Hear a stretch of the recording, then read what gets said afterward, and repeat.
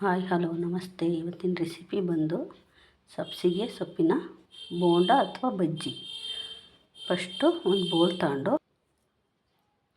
ಬೋಲ್ಗೆ ಸಬ್ಬಕ್ಕಿ ಸೊಪ್ಪು, ಕರಿಬೇವು, ಕೊತ್ತಂಬರಿ, ಹಸಿಮೆಣಸಿನ್ಕಾಯಿ ಮತ್ತು ಈರುಳ್ಳಿ,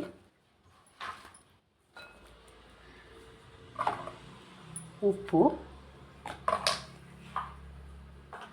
ಮತ್ತು ಜೀರಿಗೆ ಇದೆಲ್ಲನೂ ಒಂದ್ಸಲ ಮಿಕ್ಸ್ ಮಾಡ್ಕೊಳ್ಳೋಣ. ನೀಟಾಗಿ ಮಿಕ್ಸ್ ಮಾಡ್ಕೊಂಡು ಅದಕ್ಕೆ ಕಡಲೆ ಹಿಟ್ಟು ಒಂದು ಮುಕ್ಕಾಲು ಬಟ್ಲು, ಒಂದೆರಡು ಸ್ಪೂನು ಅಕ್ಕಿ ಹಿಟ್ಟು ಎಲ್ಲನೂ ನೀರು ಹಾಕ್ದಂಗೆ ಕಲಸೋಣ.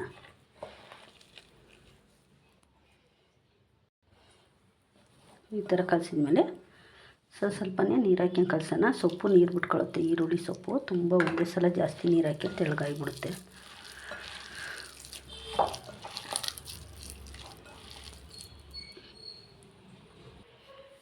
ಕಲಸಿದ್ಮೇಲೆ ಒಂಚೂರು ಸೋಡಾ ಹಾಕೋಣ.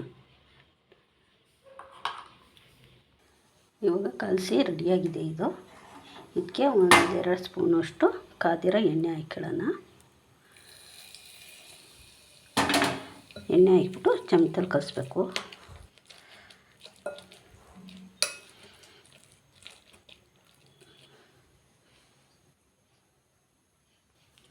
ನೆಕ್ಸ್ಟು ಎಣ್ಣೆ ಕಾಯಕ್ಕೆ ಇಟ್ಕೊಳ್ಳೋಣ.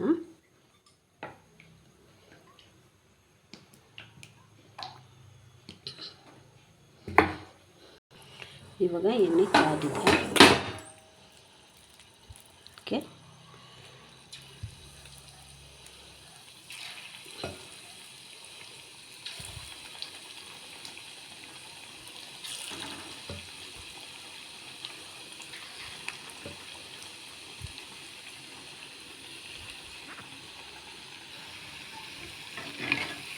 ಈ ಥರ ಕಲರ್ ಬರೋವರೆಗೂ ಬೇಯಿಸ್ಬೇಕು.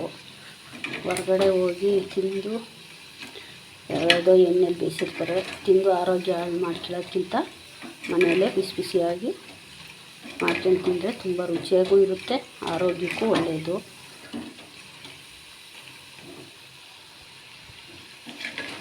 ಇವಾಗ ಇದು ರೆಡಿಯಾಗಿದೆ. ಇರ್ತಾನೆ